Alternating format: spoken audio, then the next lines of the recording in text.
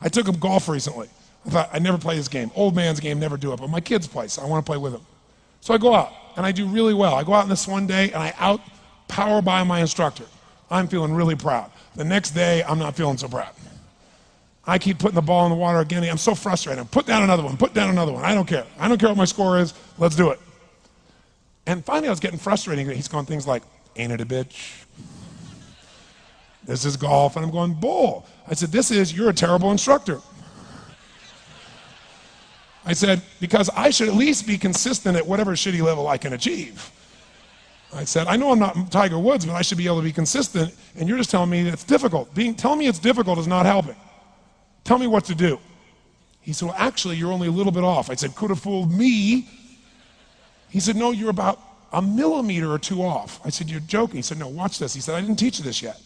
He said, when you approach the ball like this, he said, if you change the angle that you're attacking this just 1 or 2 millimeters, in the very beginning, do you see how that changes the arc? This one, instead of being on the green, by 1 millimeter, now you're in the water. 1 millimeter over here, you're in the sand. And he said, and also you're hitting the ground by 1 millimeter sometimes. You're not stroking it, just 1 millimeter. I thought, what a great belief system that when all hell's breaking loose and nothing's working, that you're only 1 millimeter off. Because most people think it's impossible, so they give up. Isn't that true? And in real life, it's true. So 2 days later, I'm going to see one of my clients. I do a lot of coaching, and I have a man who's the top plastic surgeon in the world. He's going through some tough times in some aspects of his life. But this is a guy that gets paid by Sultan of Brunei $1 million to fly over and do 3 people's faces. He is the #1 plastic surgeon in the world. He can make anyone who's ugly look spectacularly beautiful. He showed me pictures of a woman who's 84 years old. He made her look 40 and gorgeous, no exaggeration. But you know what? I'm waiting for him in his office, and he's still in surgery. So he's got a new book he's creating to teach other surgeons around the world. And I'm going through it, and it's got pictures of, the top 100 supposedly most beautiful women in the world's faces. And then men. I wasn't paying attention to that one. I just kept turning the pages, right? But I noticed something. He's got all these measurements, and he has mathematically calculated what it takes to make someone look gorgeous, man or woman. And it's a few millimeters. Interesting. For example, on a woman, the distance between the top part of your lip and your nose, this little distance, the measurement of that, if you're beautiful, gorgeous, is the same size as your eye. If it's 1 millimeter more, you have an average face. If it's 2 millimeters more, you are butt ugly. Okay. The difference between butt ugly and gorgeous is 2 millimeters. He's got about a dozen of these little 1 or 2 millimeter changes he makes, and it's a different person. It is unbelievable. So a very powerful belief to leave today with would be, nothing's working, I'm 1 millimeter away. What little thing going to change? And when I do, it changes everything. Because I'm heading this direction, I make this little shift. You take that out an hour from now, a day from now, a week from now, a month from now, you have a totally different destination from that direction. But the 1 millimeter change, I'll show you one of them right now. Check this out. Stay in the state of certainty. Some of you lost it. Intensify it, whatever it takes. Make your move, come on. Make your move. Say yes. Say yes. Say yes. Say yes. Now feel that in your body. Don't let go of it. Now watch. Here's the difference between being certain and being uncertain. Did you see that? Certain, uncertain. See if you can find that little spot between the two, where you drop just a little bit of your chest, and you feel it drop, and come back up, and drop it. How many can feel that difference between where you really feel it, now intensify it, and where you dropped it? Is it a tiny difference, yes or no? Yes or no? Now, could you condition yourself to feel great in this state? Yes or no? So what I want you to do is give yourself that opportunity. So the way we're going to do is very simple. We're going to go in a peak state. And then we're going to train ourselves. Because guess what? If you're in this state of certainty, and all hell's breaking loose in your life, people can't figure out, you go, move, I'll handle it.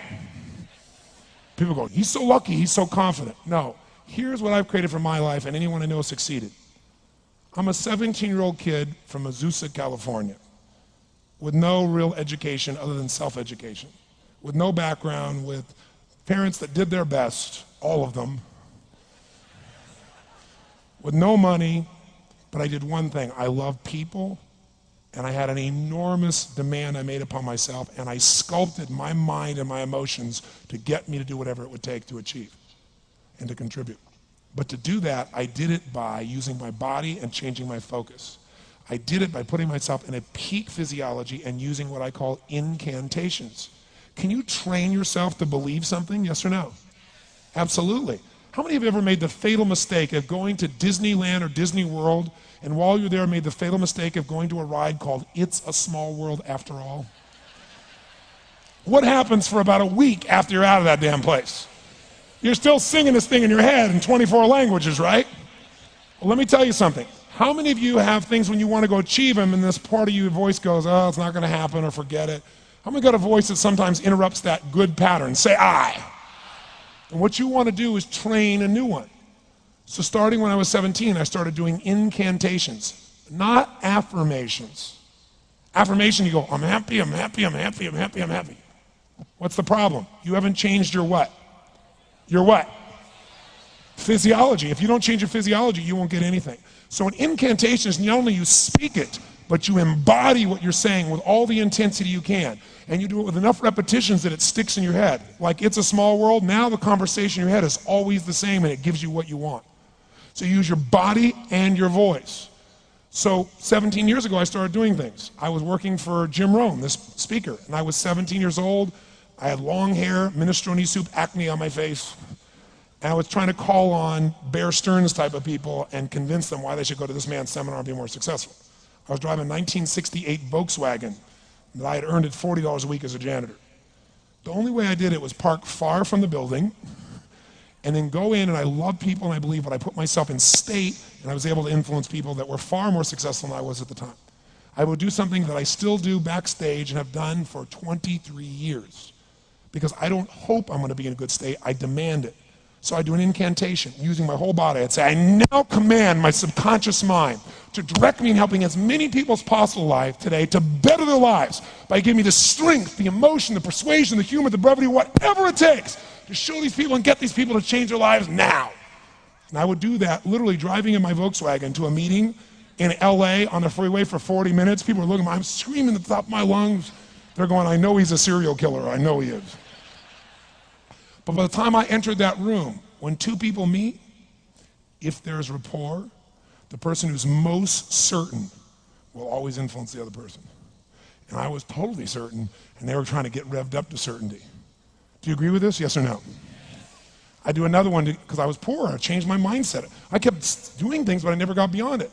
I'd say God's wealth is circulating in my life. His wealth flows to me in avalanches of abundance. All my needs, desires, and goals are met instantaneously by infinite intelligence, for I'm one with God and God is everything. And I would imagine the abundance in my life, and I would feel so grateful. And a year later, I went from making $38,000 a year to making $1 million a year in 1 year. Because successful people do what failures won't. You follow me on this? You know?